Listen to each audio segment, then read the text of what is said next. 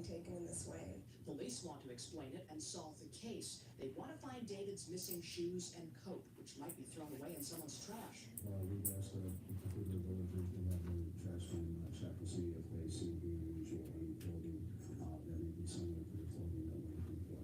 The police task force investigating Sherrick's murder reportedly has interviewed most, if not all, of the friends who were with David the night he was killed, but none reportedly has been asked to take a lie detector test. At the Skokie Police Department, Gina Tedesco, Channel 5 News. The police task force continues its work today in Luna in Skokie. Everybody is thinking of the day is just remembering the wonderful life that he led and not the terrible tragedy of this horrible day. Well, it was a shock. His body was found like right by my house, right down the street, and it was just a total shock. You didn't think it would happen to such a nice kid. David Sherr's body was found in Lene Woods in Morton Grove Friday morning. He had been strangled with his own scarf. A task force of investigators and were his pallbearers today were related to his death. The investigation is being widened. Well, we'll be interviewing students in general. We'll be interviewing some of his teachers and acquaintances at the school to get a little idea of his background and who he may have been associating with. David was an only child, and his parents' loss is deeply felt. But they may find some consolation in how their son is remembered.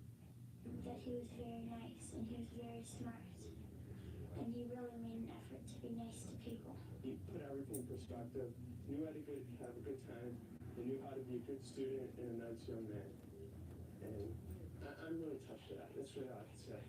David Sherr, an honors student at Niles West High School, was buried at Waldheim Cemetery. The developments come on the heels of an emotional funeral for Sherr today.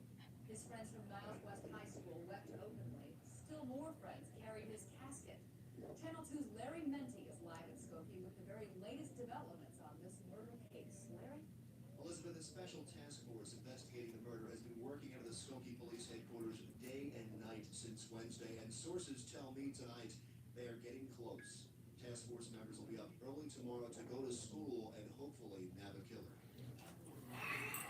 When students return to Niles West High School tomorrow morning, they'll learn a thing or two about murder investigations. Insiders with the task force trying to solve the strangulation death of 15-year-old David Sherr say they'll be at the school bright and early to question David's classmates.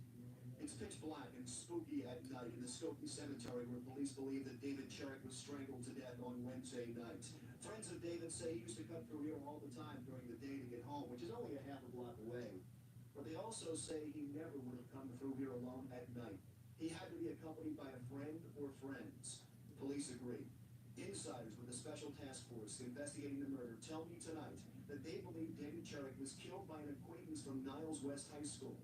The insiders also tell me tonight that they believe that person took David Sherr's ski jacket, sneakers, and $30 from his wallet to make it look like a robbery. 6 of David's classmates served as pallbearers at this morning's funeral at the B'nai Emunah Temple in Skokie, including David's 4 best friends who were the last ones to see him alive. They've told police that David went off on his own after the 5 played video games at the Oakton Bowl. Today's funeral was a tear-filled event, for this was a murder that ripped apart a community. It's your worst nightmare. It's the worst nightmare of everybody who was knowing this wonderful family. It's a terrible tragedy.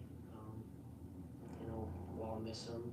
It's very tragic, and I know him from playing on the basketball team here, and it really touched me, and it's just a real shame. Those who are guilty of this sort of thing will come to a justifiable end, if I may use the expression. As far as I'm concerned, there is only one answer to this, and it's the death penalty. 3 rabbis eulogized David Sherr today. They all remembered his infectious smile and his sense of humor, and they all expressed anger and said the world should be angry that David Sherr was taken away from us so young. They say he was the kind of boy who could have made a difference. Reporting live from Skokie, Larry Menti. Thousands of independent investors across the nation are using AccuTrade and paying only 3 cents a share commission. AccuTrade from First National Brokerage Services is a direct trading system that lets you place orders on security.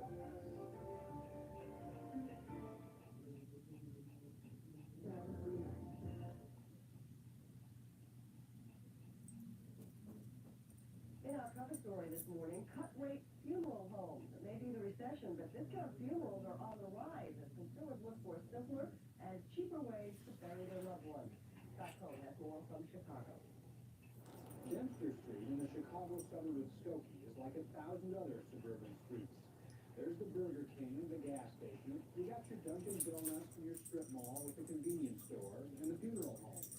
The funeral home? It's a funeral home in a strip mall. Visa and MasterCard cheerfully accepted.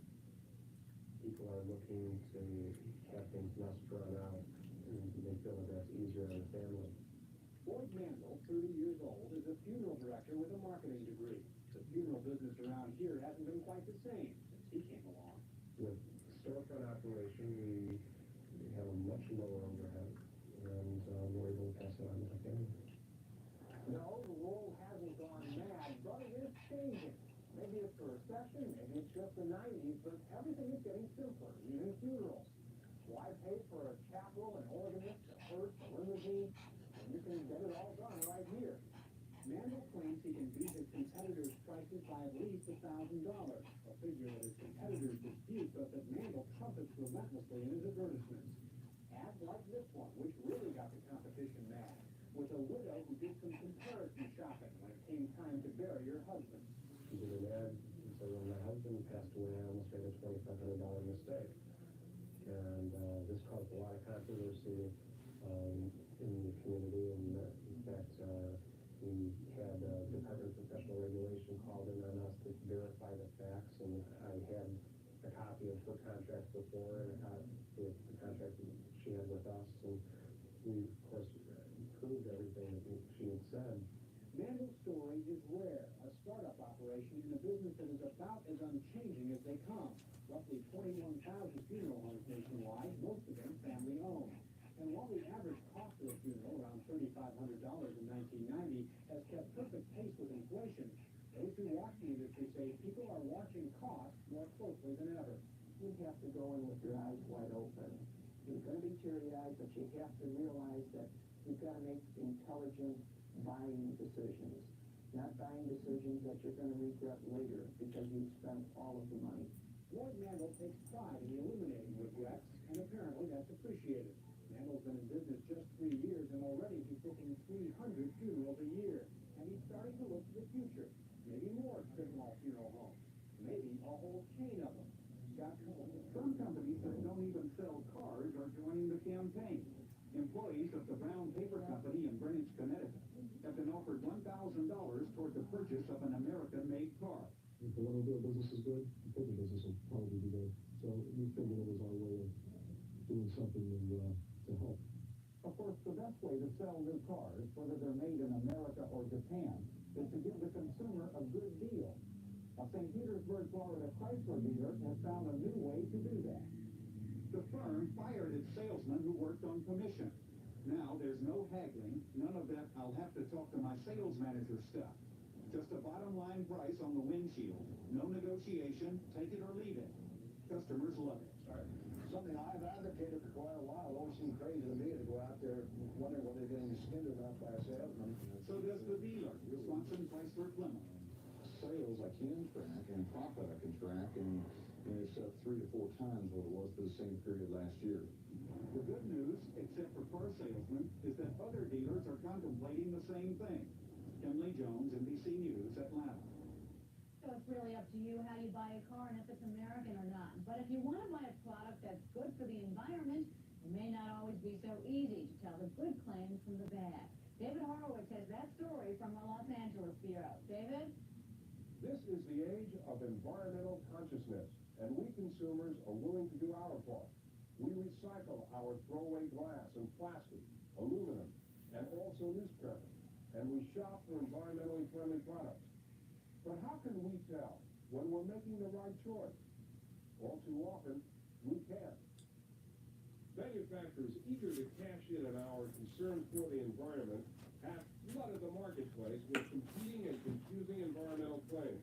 We want to do it right, but still don't have a lot of time to figure it out. Do environmental claims have any effect on you when you're shopping in terms of buying products?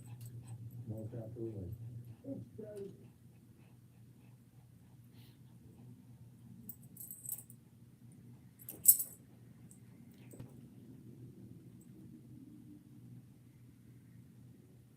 just saw this one, right? Mm-hmm.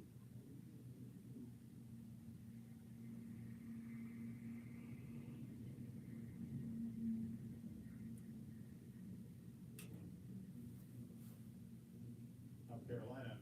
It's a refrigeration unit that can store bodies for months. Skokie Funeral Director Lloyd Mandel is donating it to the coroner's office that prematurely cremated Jordan's body. He hopes the gift will assure that what happened in the Jordan case won't happen again. The coroner in the case says he still believes he made the right decision. Joe? It was a ghost payrolling scheme that apparently... It was Larry Dimry who gave investigators apparently the information they needed to break it.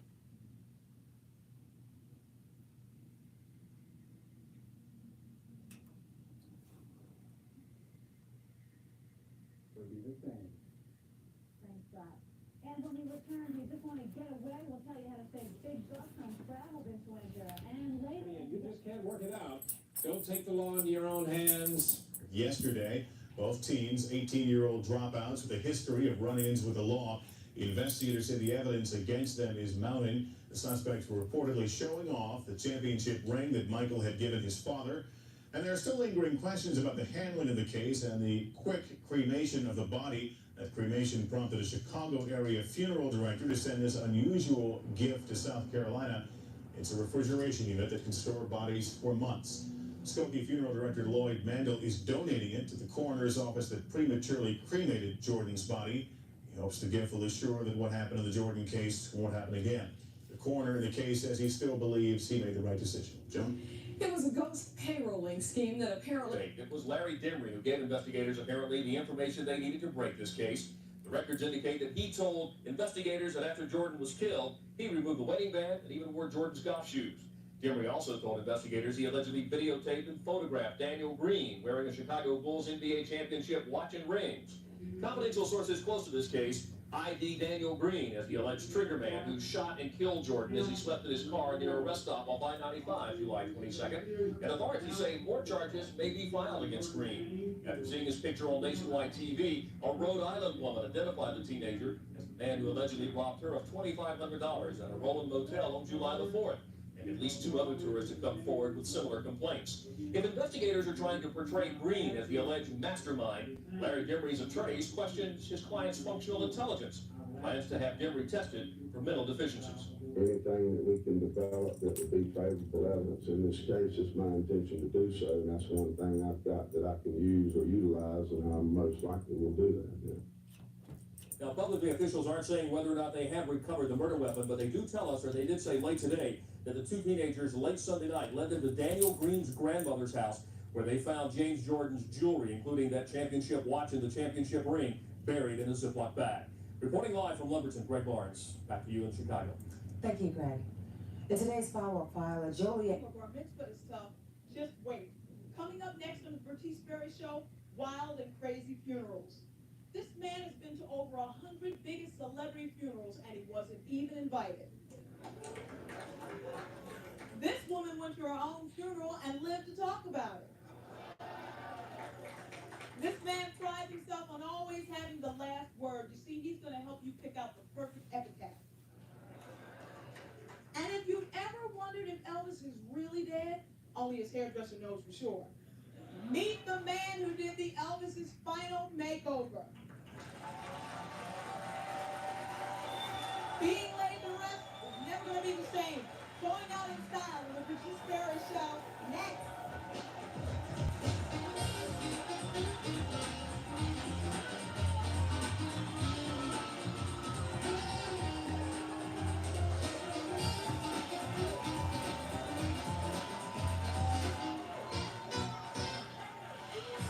You're sitting at home thinking, did she say funerals? Yes, I did. It's your last hurrah, the big adios. Today, you'll be amazed to hear what people did to get to their final resting place. From the man who's pressed the last respects of everyone from Andy Warhol to Tennessee Williams, to a woman who got to meet everyone at her own funeral. But first, every aspect of Elvis's life has been exposed, or so you thought until now. Today, you're going to peek into the confidential funeral file of Elvis Presley. Joining us now is Charlie Rauch, author of the book, Me and Elvis. He was the man responsible for Elvis's body the day he died, and until now has never talked about it publicly. Please welcome him.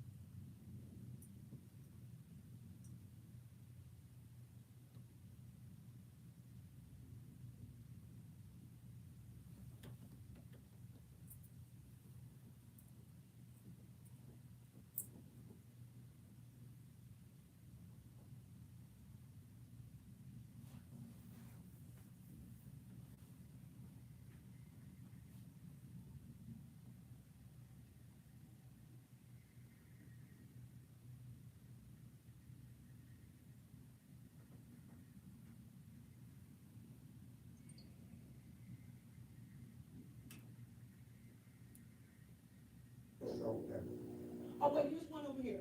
yes, ma'am. I wanted to know, was Elvis buried in his, one of the outfits that he performed in, or in a traditional? No, sweetheart, he was in a, white.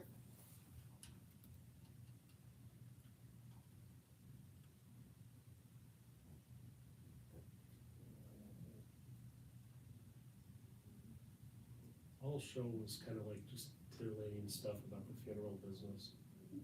That was about how Elvis was buried. And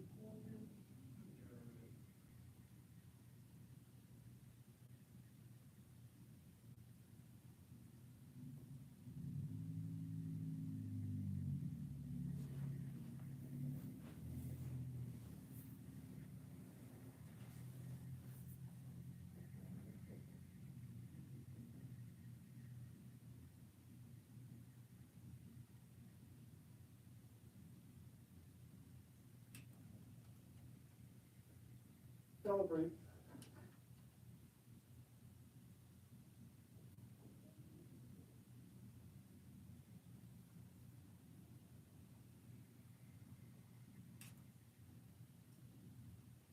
Side of the family's place.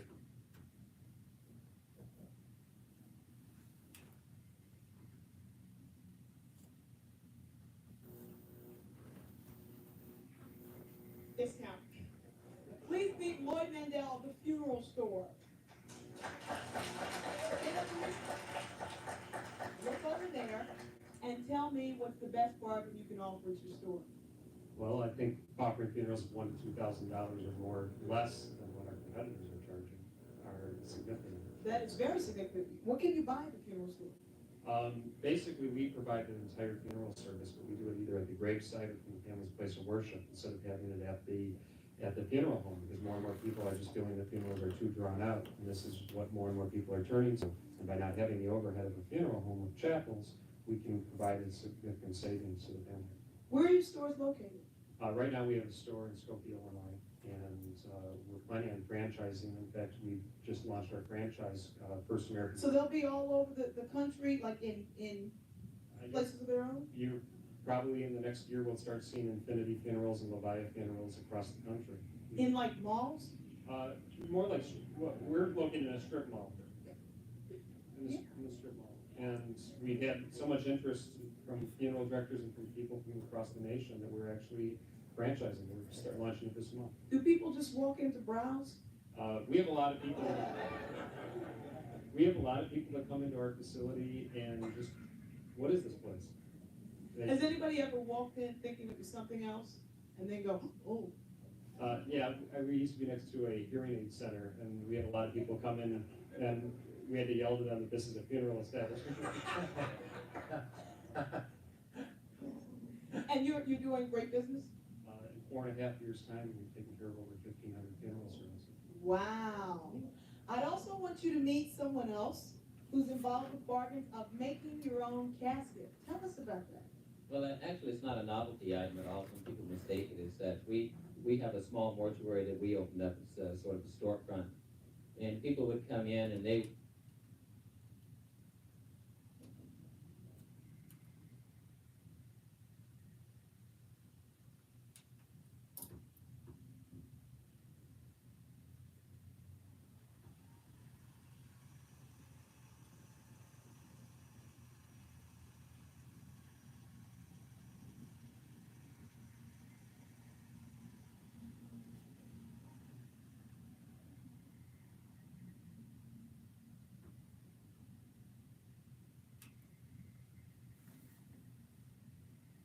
Regular mammogram after 40 when detected. Annual luncheons. The court did.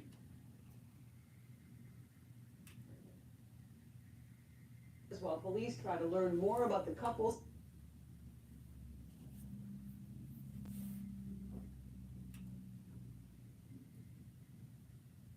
To repay was $120,000 he received in extra salary. Today, a suburban woman killed in a shootout with police was buried, but her husband, suspected bank robber Jeff Ericson, was not at the service. He is behind bars while police try to learn more about the couple's alleged crime wave. Channel 5's Charlie Wojciechowski has the story. A cold rain fell on the Benai Jehoshua Beth Eldon Synagogue. as Jill Erickson's family laid her to rest. Her husband, Jeff, had wanted to attend this service, but the accused bank robber was barred by a federal judge. Mr. Ericson was brought to our facility last night to see his wife. He obviously was very upset, and as is the family, and which is why we're basically trying to prevent the family from being disturbed today. Mandel says Ericson was accompanied by U.S. Marshals. In testimony before federal magistrate Rebecca Paulmeyer, the FBI described a pattern of 7 bank robberies and associated car thefts that led the agency to Ericson. The first holdup occurred here at the Tolman Home Federal Savings Branch in Libertyville on May 17, 1990. 3 days later, the bank robber allegedly stole a silver Hyundai from the parking lot of this Nile shopping center. The FBI says most of the cars were stolen in the same way. The thief would drill a small hole right here near the door lock to gain access. With an 8-gallon. Once inside, the FBI says he would use a special tool to pop the ignition so he could start the car with a screwdriver. Then, to cover the hole he made, he'd cover the whole steering column with a cloth or a piece of paper.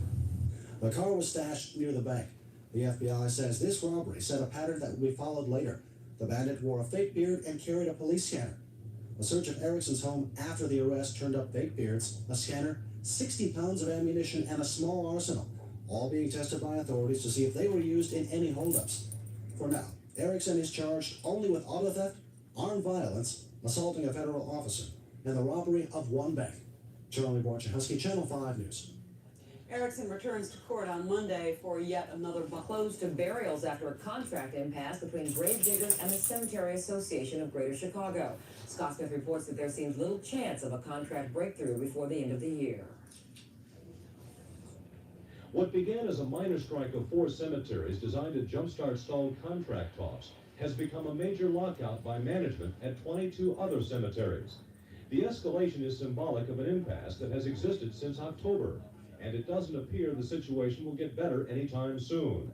Union President Jay Cannon saying today, "We're ready 7 days a week, 24 hours a day to talk." But negotiators for the Cemeteries Association indicated that no new bargaining can occur for at least 2 weeks. They knew that some of the members of our negotiating committee had family commitments and were not going to be available for a while. Perhaps, especially considering the season. But those on the picket line today said they voted 90-10 in favor of a strike, and they're vowing to stick together.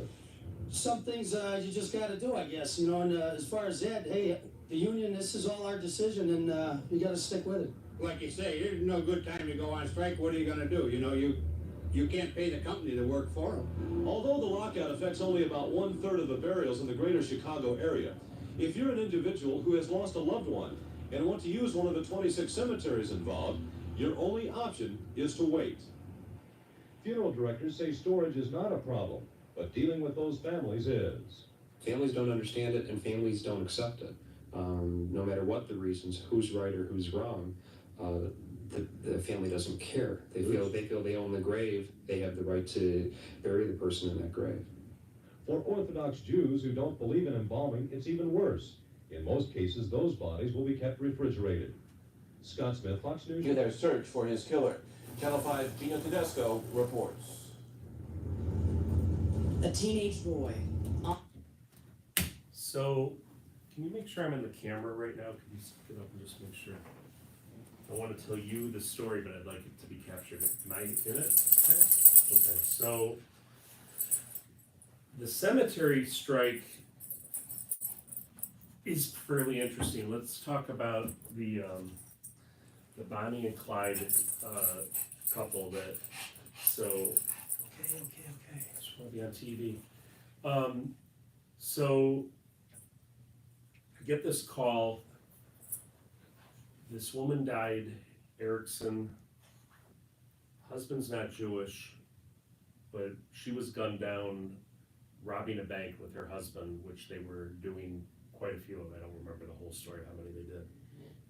I was working out at NH Scott Funeral Home in Glenview at the time, and the judge allowed the husband, Scott Ericson, did they say? Scott to come to the funeral home and see his wife the night before, would not let him go to the funeral.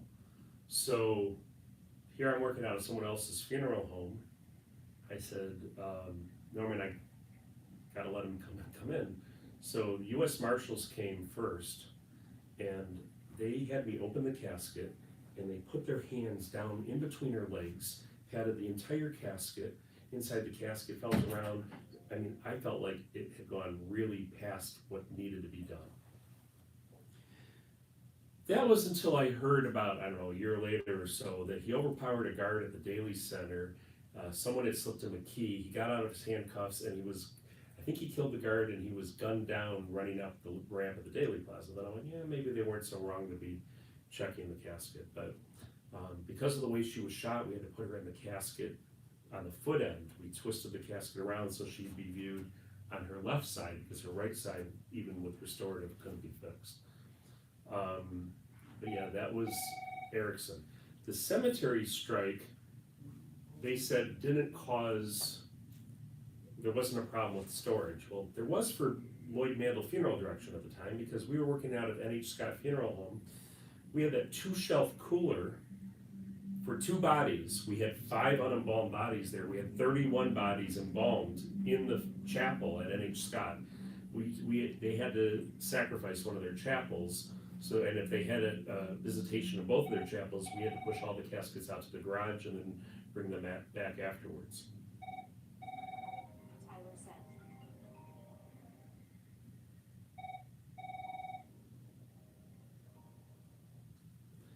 Tyler, can I talk to you in about 15 minutes, please? Okay, if I don't call you back in 15, please call me right back. Thanks. So, what was I saying? Okay, so it was a problem for us. I had, at that time, they had this paper for dot matrix printers, and it's spool fed. I had this paper hanging from the ceiling down with different things. I had 36 cases. I don't think Pizer and Weinstein had that combined, and I was only in my 2nd year in business, and I was competing against 3 Pizers, 2 Weinsteins, and 1 Lloyd Mandel Funeral Direction. I had 36 cases. I've been in business just over 3 years. So Rabbi Glickman called me and asked me to come down to the Daily Plaza to a hearing. And I went in front and said, Judge, I can't handle much more. And you know, this is crazy, families. So the judge gave families the right to have access to their graves. So there was a caretaker that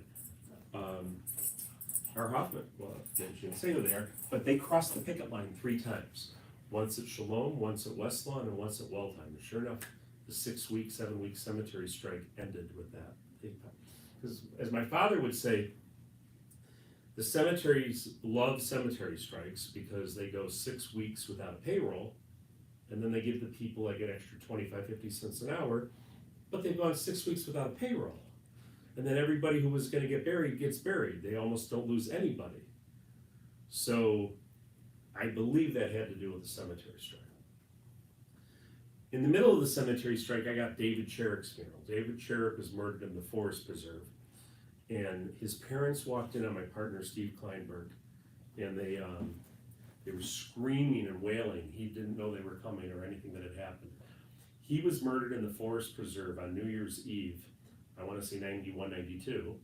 And even though he was being buried in the middle of a cemetery strike, he was at a section of Waldheim Cemetery that was David Sherr's body was taken found in care a of by forest preserve Woodlawn. Wednesday. About 500 A little bit people of gathered for coincidence his here. funeral in Skokie, many of them friends from school. Jay Bernstein was a teammate of David's on a synagogue basketball team. Knew how to have a good. So the rabbi tells the family when he comes into, Steve calls the rabbi, new rabbi at B'nai Emunah. B'nai Emunah is a synagogue that my Uncle Gene had founded. But the long-serving rabbi had just retired. And this rabbi comes in and he's like, well, he's like, I really don't think you should have the service at the cemetery. It's winter, it should be indoors. And Steve Kleinberg said, well, Rabbi, we don't have chapels. Can we do it at the synagogue? And the rabbi says, the synagogue is only used for important people. This family just had lost their child, their 16-year-old child, and the rabbi says it's only for important people. He basically should have said past presidents, whatever, but that's the way he said it. Totally inappropriate. So Steve keeps them with us, and we end up still doing a graveside service. And it was scheduled for Sunday graveside at Waldheim Cemetery in the section that wasn't, one of the sections that wasn't handled by a union cemetery. It was a different union, but it was Woodlawn. And so Rabbi Michael Siegel from Anshiema, which is where the family belonged, but they moved to Skokie to live in a safe neighborhood instead of living in Chicago, ironically. He finds out about it, and he says, we'll have the service at Anshiema, it needs to be indoors. And after he says that, the rabbi makes it, suddenly he parts the Red Sea and the family can have the service at B'nai Emunah. Only problem was the service was in one of the newspapers already that was going to be a graveside service on Sunday. I think it was the Friday paper already said it was Sunday, and then on Friday it was decided we'll do it at B'nai Emunah. So we switched it to B'nai Emunah, and I'm having to deal with all of the anxiety about this funeral, middle of the cemetery strike, all the strikes that's going on, everything that's going on, and we do the funeral. I'm on the news. There's 600 people there. There's a van from the FBI filming people coming in and out. They were really trying to figure all this out. So I'm at the gravesite after everybody leaves, and there's this weird guy that I'm watching fill in the grave. And at first I don't think anything of it. And then he kind of walks up to me after he pretty much fills in the grave by himself. I mean, it took a long time. And he goes, excuse me, do you have the Jewish prayer for mourning? Because I've got the Hindu prayer, and I got the Buddhist prayer, and I have the Christian prayer, but I don't have the Jewish prayer. I said, yes, sir, I can give you a Kaddish card, what the Kaddish said. He says, it's too bad about David. I always was trying to get him to go camping with me, and he would have loved camping with me, and he would have loved going rappelling with me. I just know that he would have loved it. And I noticed that he was wearing this bolo tie, and he had a skull with a wolf's face coming out of the skull. Unfortunately, I didn't think about getting his license plate. So I go home, I'm really not thinking anything about this guy. I go to bed that night, probably exhausted from the day, and I probably went to bed early, but I can't really remember. And I remember sitting up about 4 or 5 in the morning in my bed, I'm like, oh my God, he did it.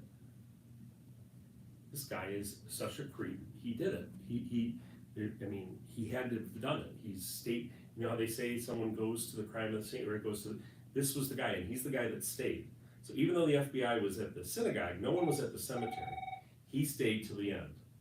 So I went to the police, the Skokie police station at 8 in the morning the next morning, and they told me the detective wasn't until 9, so I waited the full hour. He gets there. I went and sat with him, and I said, everything I just told you, and I'm like, I can't explain it, but I think this guy did it. So he puts me on with Detective Palacios. Detective Palacios was the head of the Forest Preserve police department, and he, and I tell him, and he's like, well, did you get the guy's license plate? I'm like, sir, I didn't realize it till like 4 in the morning this morning. And he goes, well, can you describe it? I told him about the bolo tie, whatever. So he kind of like wrote it off. So a couple days later, David Sherr's father calls me about something about it. If the death certificate's available yet or something like that. And I say, did Detective Palacios ever call you? He goes, what about? And I told him, and he goes, that guy's been at our house every day of Shiva, and none of us know who the hell he is. So I called Detective Palacios on a 3-way call, and I said, Detective Palacios, this is Lloyd Mandel and David Sherr's father. How come you never, well, you couldn't give us a license plate number, so I figured, why bother the father? I said, the guy's been at the Shiva house every day of Shiva. They don't know who he is. He's like, Mr. Sherrick, I'm going to call you right back. And he hangs up on me. So I go to Florida after selling. I come back, David's mother calls me. She wants to prearrange her funeral. Her husband had died when I was down in Florida. And she told me that Chuck Gowdy was following the case. He's one of the reporters, I think, at ABC. He had been on the case, and actually they think they found a guy. And sure enough, they extradited this guy from Los Angeles. And I went down to the Cook County jail, and I asked for him. And they came out, and it kind of reminded me of the movie, you ever see The Fugitive, where he's trying to, he goes, who the hell are you? Something like that. I said, you don't remember me? He goes, no, I don't know who you are. I said, yeah, I remember you. You used to have that bolo tie with the skull and the wolf's face on. He goes, I ain't never had no bolo tie with it. I said, yeah, you did. You used to tell me about it, how you love to go camping and rappelling. You were at David's funeral. And he absolutely clammed up, didn't say another word to me. So I never got it out of him, but I'm pretty sure it was the same guy. And this was about 3-4 years ago. So I was going to tell the story. I've been so busy I haven't paid attention. He actually got charged with 45 years, like 3 years ago. And then, I just discovered it right now.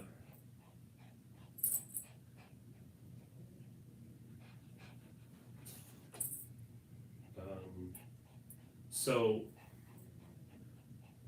weird situation. What else was there in there? Oh, the bull story. I'm at a Steely Dan concert. The funeral home I had worked out of at the time that we had the 36, they started getting testier and testier with me after that.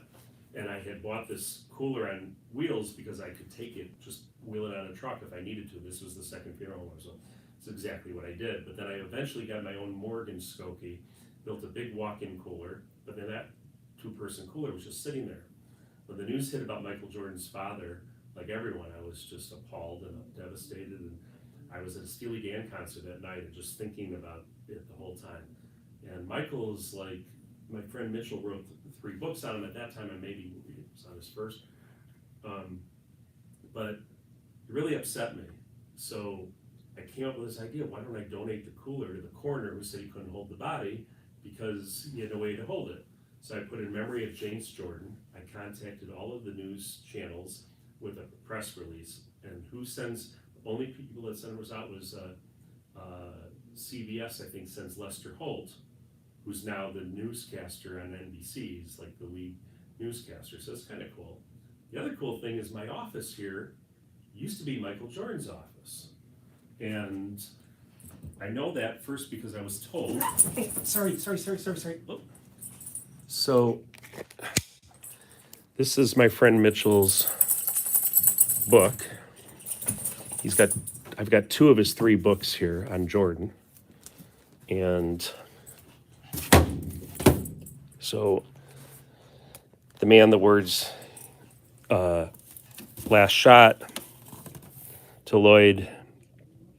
For us, there will always be one last shot. Love always, Mitch. And this one to Lloyd.